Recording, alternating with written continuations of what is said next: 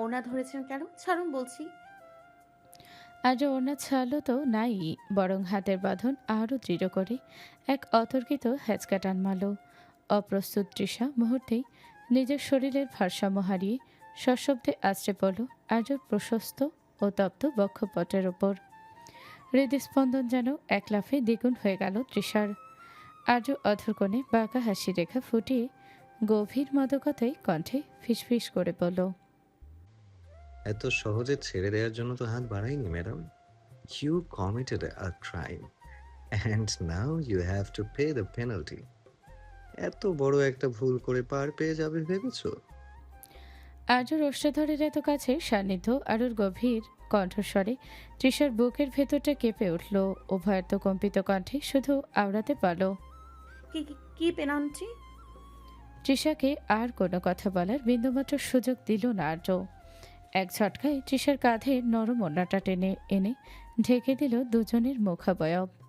হালকা সুতি ওড়নার মায়াবী অন্তরালে বাহিরের পৃথিবীর আলো আধারিকে আড়াল করে আজ আলতো করে নিজের ওষ্ঠাধর ছুঁয়ে দিল তৃষার কাঁপতে থাকা অষ্টপুটে।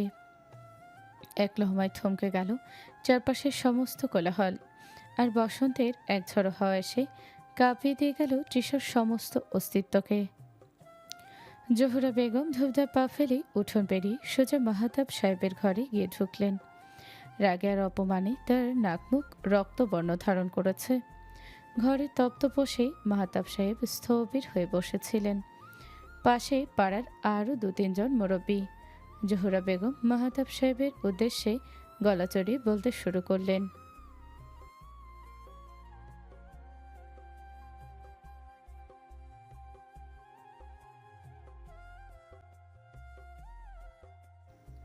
মাহতাব সাহেব ফ্যাকাশে চোখে তাকালেন।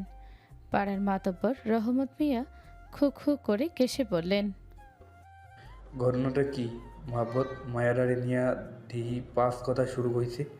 এই পোলার লগে মেয়ের সম্পর্কটা কি? গ্রামের মানুষ কি কানাঘুষা করছে?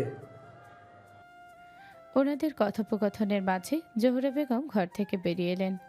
তার চোখে মুখে চাণক্য নীতি। ভেতরের আসরে যা রটানোর তা তো রটিয়েই এসেছেন, কিন্তু তাতেও যেন তার তৃপ্তি মেলেনি। এমন সুস্বাদু খবর কি আর চার দেয়ালের মাঝে আটকে রাখার সাজাই? উঠোনের এক পাশে জটলা পাকিয়ে থাকা মহিলাদের কানে কানে তিনি দিতে থাকলেন সেই খবরের রসদ। ফল মিলল হাতে নাতে। ভাদ্রের বাতাসে দাবানলের ন্যায় কথাগুলো মুহূর্তে ছড়িয়ে পড়ল সারা পাড়ায়। ধীরে ধীরে শান্ত উঠোনটি লোকে লোকারণ্য হয়ে উঠল। থমথমে নিস্তব্ধতার মাঝে সৃষ্টি হলো এক রুক্ষ গ্রাম্য সালিসের আবহ। কিছুক্ষণ বাদে সেখানে ডাক পড়ল আদ্রিয়ান আর মেহসানার। মেহসানা তখনও শোকের অতল গহ্বরে নিমজ্জিত। সদ্য মাতৃহারা মেয়ের দু চোখের শ্রাবণধারা যেন বাদ মানছে না। ডুকরে ওঠা কান্নায় ওর শীর্ণ শরীরটা কেঁপে উঠছে বারবার। ও টলমল পায়ে মাঝ উঠোনে এসে দাঁড়াতেই উপস্থিত নারী পুরুষের বাঁকা বিদ্রুপাদ্যব চাহনিগুলো তীরের ফলার মতো ওর বুক ফুঁড়ে দিতে লাগলো। এক অসহ্য অবজ্ঞা আর কৌতূহল চারপাশ থেকে ঘিরে ধরল ওকে। আদ্রিয়ানের উদ্দেশ্যে রহমত মাতব্বর গম্ভীর স্বরে বললেন, ক দেখিস বাজান, তুমি কেডা? আমাগো মেহর লগে তোমার প্রীত কতদিনের? মেহসানা মাথাটা নিচু করে ফুঁপিয়ে উঠল। এই অপমান সহ্য করার শক্তি ফুরিয়েছে ওর। আদ্রিয়ান ওর সামনে এক পায়ে গিয়ে এসে ঢাল হয়ে দাঁড়ালো। ওর দু চোখে আগুনের ঝলকা, কিন্তু কণ্ঠে অসীম গাম্ভীর্য দৃঢ় স্বরেও বলো, আপনাদের এই জাস্টিস সিস্টেম ধরন দেখে আমি সত্যি অবাক হচ্ছি। একজন মানুষ তার মাকে হারিয়ে মাত্র কয়েক ঘন্টা আগে তার সেই সুখকে সম্মান না জানিয়ে আপনারা বসে আছেন তথাকথিত চরিত্র বিচার করতে। Is this your humanity? মাতব্বর এবার চোখ রাঙালেন। শহরের বলি রেখা ক মেহর লাগে তোমার সম্পর্ক কি? আদ্রিয়ান মাহতাব সাহেবের দিকে তাকালো, তারপর সোজা মাতব্বরের চোখের দিকে তাকিয়ে বলল, সম্পর্কটা হলো সম্মানের।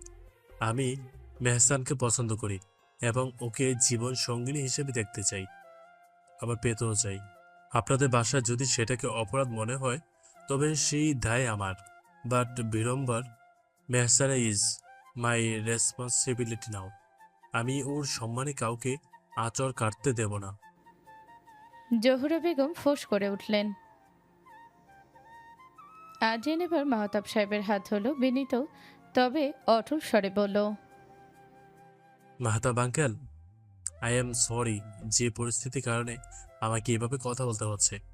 আমি আমার পরিবারকে সব জানাবো, কিন্তু তার আগে আমার মেহসানাকে একটু পরিচয় দেওয়ার দরকার, যাতে এই অহেতুক অপমান থেকে ও মুক্তি পায়। উঠোনে তখন গুঞ্জন শুরু হলো। মাতব্বর কিছুক্ষণ ভেবে বললেন, শোনো মোহাব্বত, মায়াডারি আর বদনামে রাখো না। পোলাই যেহেতু দায়িত্ব নিবার চাই, তাহলে এইখানেই কথা পাকাপাকি হোক। বিয়ের 3 তারিখ ঠিক করে ফেলবো। মাতবর সাহেব কেবল একটা দীর্ঘশ্বাস ছাড়লেন। বুকের ভেতরটা দুমড়ে মুচড়ে গেলেও সমাজের এই কাঠগড়ায় দাঁড়িয়ে তিনি যেন পাথর হয়ে গেছেন। অন্যদিকে মেহসানা তখনও ঘোরের মধ্যে, ওর চারপাশের পৃথিবীটা যেন ঝাপসা হয়ে এসেছে। মানুষের উচ্চবাচ ফিসফাস সবই ওর কানে পৌঁছাচ্ছে। বহুদূর থেকে আসা কোনো অস্পষ্ট গুঞ্জনের মতো ও স্থির দৃষ্টিতে তাকিয়ে আছে কেবল আদ্রিয়ানের দিকে। ও সে চাহনিতে যেমন ছিল একরাশ প্রশ্ন, তেমনই ছিল অবুঝ এক আশ্রয় খোঁজার প্রবল আকুলতা। দরিয়াপুর গ্রাস করেছে নিবিড় তিমির। সুবর্ণপুর গ্রামের পার্শ্ববর্তী বিমলা নদীর কুল ঘেঁষে দাঁড়ানো গ্রামখানি। ভাজে গুমট আকাশের বুক চিরে কিছুক্ষণ আগে এক পশলা বৃষ্টি হয়ে গেল। এখনো দূর দিগন্তে মেঘের গুরু গুরু গর্জন সে বৃষ্টির রেশটুকুই জানান দিয়ে যাচ্ছে। সিক্ত মাটির সোদাগন্ধে ভারী হয়ে আছে চারপাশ। এরই মাঝে সম্পন্ন হয়ে গেল আদ্রিয়ান ও মেহসানার এক অনাড়ম্বর পরিণয়। লৌকিকতার কোলাহল শান্ত হতেই এক গাঢ় নিস্তব্ধতা এসে গ্রাস করেছে সমস্ত পরিবেশকে, যেন প্রকৃতিও এই অসময়ের মিলনে সাক্ষী হতে ক্ষণকাল মৌনব্রত পালন করছে। নিস্তব্ধ কক্ষে বিছানার এক নিভৃত কোণে গুটিসুটি মেরে বসে আছে মেহসানা। আকস্মিক দরজার কপাট খোলার মৃদু শব্দ হলো। মেহসানা সচকিত হয়ে তাকিয়ে দেখল আদ্রিয়ান ধীর পায়ে ভেতরে প্রবেশ করছে। আদ্রিয়ানকে দেখা মাত্রই ওর সমস্ত অস্তিত্ব যেন কুঁকড়ে গেল। লজ্জার আড়ষ্টতায় ও মাটির সাথে মিশে যেতে চাইল। আদ্রিয়ান মেহসানার এই সংকুচিত অবস্থাটা লক্ষ্য করলো ও ঘরের আলোটা একটু কমিয়ে দিয়ে মেহসানা থেকে কিছুটা দূরত্ব রেখে বসলো। মেহসানা ধরা গলায় নিচু স্বরে আওড়ালো, আপনি আপনি কেন এমনটা করলেন? আপনার ফ্যামিলির কথা মনে নাই? ওনারা যদি আমাকে মেনে না নেন, আর এই অসময়ে আমার নিজেকে বড্ড অপরাধী মনে হচ্ছে। আদ্রিয়ান গভীর দৃষ্টি মেহসানার পানে নিবদ্ধ করলো। ওর চিরচেনা সেই কৌতূহল মাখা দৃষ্টি আজ বড্ড শান্ত। ধীর স্থির কণ্ঠে বলল, রিল্যাক্স মেহসানা, জাস্ট দীপ। আমার ফ্যামিলি চিন্তা তোমাকে করতে হবে না। I know you do handle my parents. আর তুমি কি মনে করো আদিয়ান আফজাল কোনো ঠকনো আবেগে এই ডিসিশন নিয়েছে? It's was a necessity to protect your dignity, so don't guilt trip yourself. আদ্রিয়ানের অভয়বাণীতে মেহসানার ভেতরে জমাট বাঁধা ভয়টা কিছুটা হালকা হলো। ও চোখের কোণ মুছে আদ্রিয়ানের দিকে এক পলক তাকিয়ে ম্লান হাসল। আদ্রিয়ান এবার মুচকি হেসে নিজের স্বভাবজাত ভঙ্গিতে ফিরে এলো। ও শার্টের হাতা দুটো গুটিয়ে মেহসানার একদম চোখের মণি বরাবর তাকিয়ে শ্লেষাত্মক কণ্ঠে বলল, ব্যাস, অনেক হয়েছে ইমোশনাল ড্রামা। এখন ওই একটা মুখটা বন্ধ করুন তো মিসেস আদ্রিয়ান। একদিনে এত সহ্য করা আমার পক্ষে ইম্পসিবল। আমি তো ভাবছিলাম বিয়ের পর আপনি হয়তো আমাকে চানবক্স স্টাইলে থ্যাঙ্কস দিবেন, কিন্তু আপনি তো দেখছি পুরো বোকা হয়ে গেছেন। মেহসানা এবার ভ্রু কুচকে তাকালো। আদ্রিয়ানের এই হঠাৎ পাল্টে যাওয়া মেজাজ ওর ভেতরে জড়তা ভেঙে দিল। ও তেরা স্বরে বলল, এই যে মিস্টার, আপনি কি ভাবছেন বিয়ে হয়েছে বলে আমি আপনার ওই ফালতু কথাগুলো সহ্য করব? সাউন্ড বক্স কিনা সেটা কাল সকালে টের পাবেন। আর ল্যাম্প পোস্টদের থ্যাঙ্কস দেওয়ার কোনো নিয়ম আমার জানা নেই। আদ্রিয়ান এবার অট্টহাসি হেসে উঠল। ও চেয়ারটা টেনে মেহসানার আর একটু কাছে এসে বলল, ওয়াও, ব্যাক টু ফ্রম। এই তো আমার চেনা মেহসানা। লিসেন, এই ল্যাম্পপোস্ট এখন তোমার অফিসিয়াল গাইডের। সো নেক্সট টাইম আমাকে হুমকি দেওয়ার আগেই ভেবেচিন্তে দিও। I am a surgeon. মনে আছে তো? হাত কাটাকাটি করা আমার বা হাতের খেলা। মেহসানা এবার আর হাসি চেপে রাখতে পারল না। আদ্রিয়ানের এই অদ্ভুত রসবোধ ওর বিষণ্ণ মনে এক পশলা বৃষ্টি হয়ে নামলো। ও মৃদু স্বরে বলল, আপনি একটা আস্ত ইডিয়েট। আদ্রিয়ান ওর দিকে তাকিয়ে গভীর স্বরে বলল, And this idiot use only as the word for human only as. কেটে গেছে বেশ খানিকক্ষণ। ঘরের স্তব্ধতা ছাপিয়ে কেবল ঘড়ি কাটার মৃদু টিকটিক শব্দ শোনা যাচ্ছে। আজর উন্মুক্ত প্রশস্ত বক্ষপটের ওপর এখনো মাথা রেখে শুয়ে আছে তৃষা। তার এলোমেলো চুলের গোছ আজর গলার কাছে সুরসুরি দিচ্ছে, কিন্তু কারো মধ্যেই যেন নড়ার বিন্দুমাত্র তাগিদ নেই। আজর এক হাত তৃষার পিঠের ওপর আলতো করে রাখা, যেন এক অদৃশ্য সুরক্ষা বলে ওকে আগলে রেখেছে। তৃষা যখন ঘোর কাটিয়ে সন্তর্পণে হাতের বাঁধন শিথিল করে উঠতে চাইল, ঠিক তখনই আর্যর আঙুলগুলো ওর চিবুক ছুঁয়ে দিল। আর্য চোখের অতল গহ্বরে তৃষা যেন নিজেরই এক প্রতিচ্ছবি খুঁজে পেল, যেখানে শাসনের চেয়ে প্রশ্রয় বেশি। আর্য ঈষৎ বিরক্ত কণ্ঠে বলল, কি হয়েছে? তৃষা আরক্ত মুখে মিনমিন করে বলল। সরুন। আর্য তৃষার চিবুক ধরা হাতটা সরালো না, বরং আরও একটু নিবিড় করে ওকে নিজের দিকে টেনে নিল।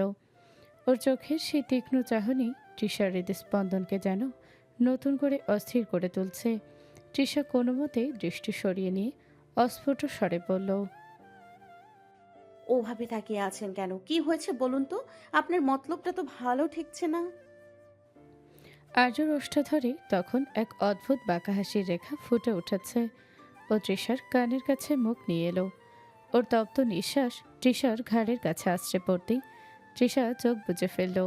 আর্য নিঃশক্ত কণ্ঠে গুনগুনি গেয়ে উঠল,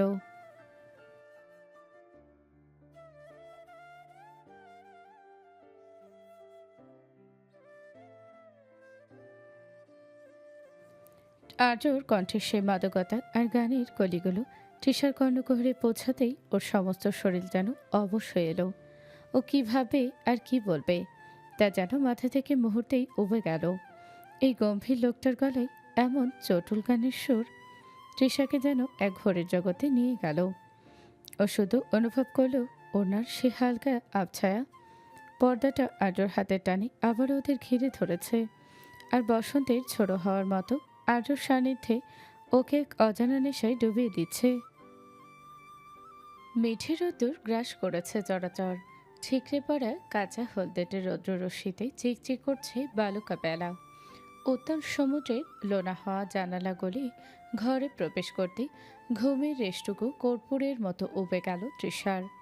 জানালার ওপাশে নোনা জলের অবিরত গর্জন আর ভোরের পাখিদের কলকাকলিতে এক মায়াবী স্নিগ্ধতা বিরাজমান। তৃষা আজর অক্টোপাসের ন্যায় বাঁধন থেকে অতি সন্তর্পণে নিজেকে ছাড়িয়ে নিল।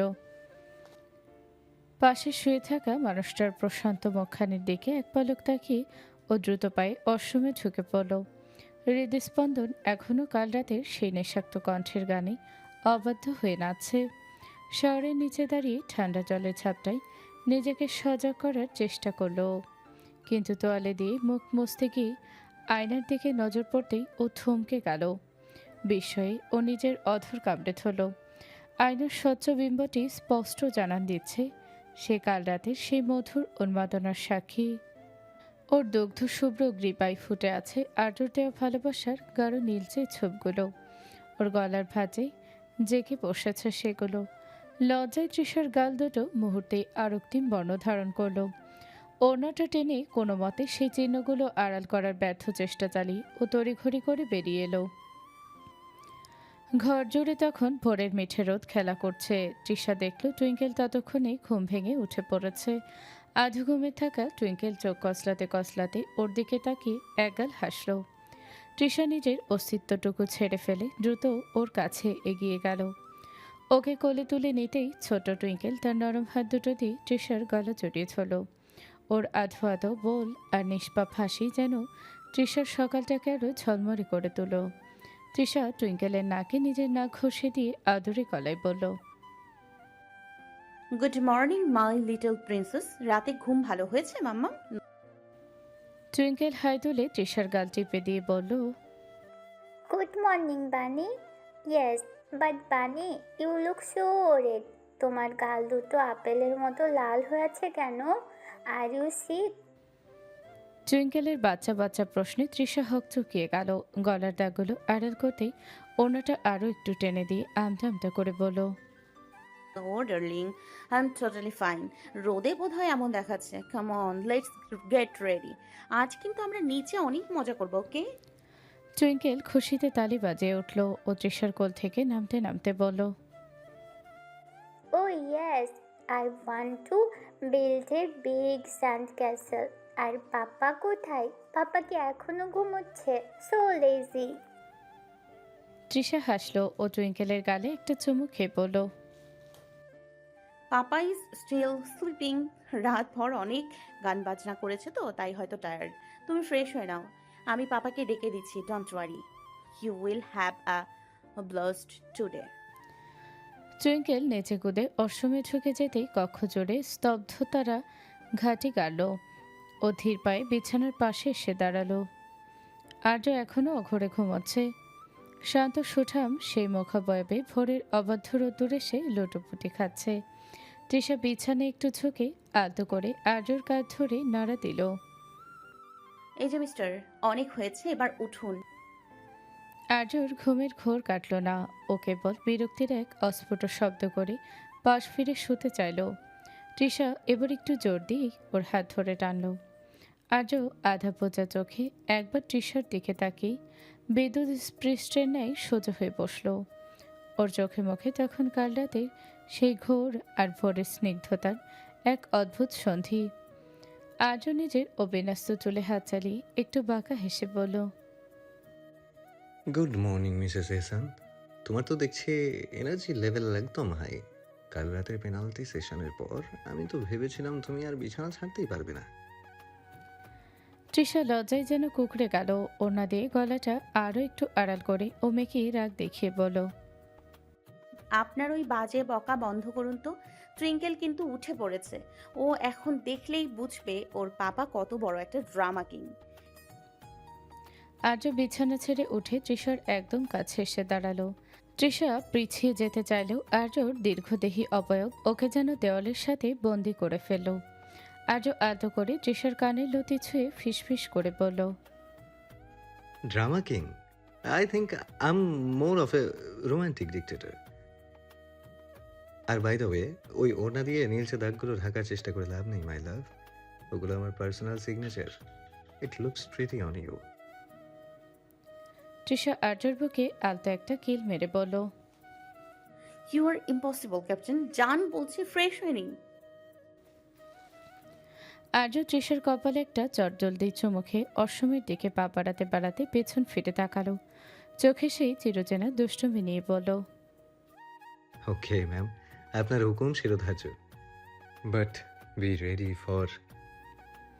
তৃষা চোখ পাকাতেই আর্য তৎক্ষণাৎ জলদি পায়ে অশ্বমে প্রবেশ করল। ও যেতেই তৃষা দীর্ঘশ্বাস ছেড়ে মুচকি হাসল। দরিয়াপুর গ্রামের আবহাওয়া বড্ড কোমরবদ্ধ আজ। আকাশ জুড়ে মেঘের আনাগোনা চলেও বিমলা নদীর তীরে বাতাসের হাহাকার মেহসানার বুকের ভেতরের শূন্যতাকে যেন বারবার মনে করিয়ে দিচ্ছে। আরিয়ান আর মেহসানা একমাত্র মেহসানার মায়ের কবরের পাশে শেষবারের মতো দাঁড়িয়ে দোয়া সেরে ফিরল। আজ ওরা গ্রাম ছেড়ে শহরের উদ্দেশ্যে রওনা দেবে। মাহতাব সাহেব উঠোনের এক কোণে স্থবির হয়ে দাঁড়িয়ে আছেন। মেহসানা ধীর পায়ে বাবার সামনে গিয়ে দাঁড়ালো। ওর দু চোখে নোনা জলের ধারা তখনও শুকায়নি। মাহতাব সাহেব মেয়ের মাথায় হাত রেখে কম্পিত কণ্ঠে বললেন,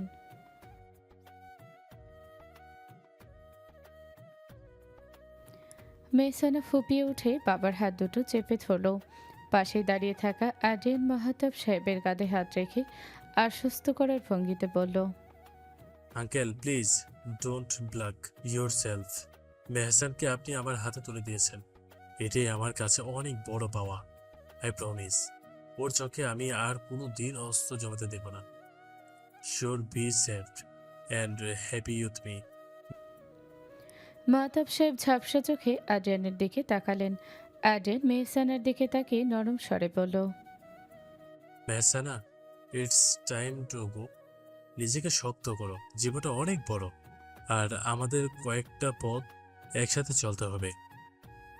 you have to be bed for us. Mehsana অশ্রুসিক্ত চোখে একবার নিজের চেনা উঠোন বড় ঘরের বারান্দার পানে চাইল। সব স্মৃতি যেন আজ এই মাটির খাঁচায় বন্দী হয়ে রইল। ও গলা ধরা গলায় বলল, আই নো, চলুন বাবা, তুমি ঠিক মতো খেও আর নিজের যত্ন নিও। আমি গেলেই যেন সব ভুলে থেকো না। আজের মেহসানের হাতটা আলতো করে নিজের হাতের মুঠোয় নিল। আড়ষ্টতাহীন এক পরম নির্ভরশীল স্পর্শ অনুভব করে মেহসানা শিউরে উঠল, ওর গাড়ির দিকে এগোতে লাগলো। পেছনে মাহতাব সাহেব তাকিয়ে রইলেন ধূসর রাস্তার দিকে।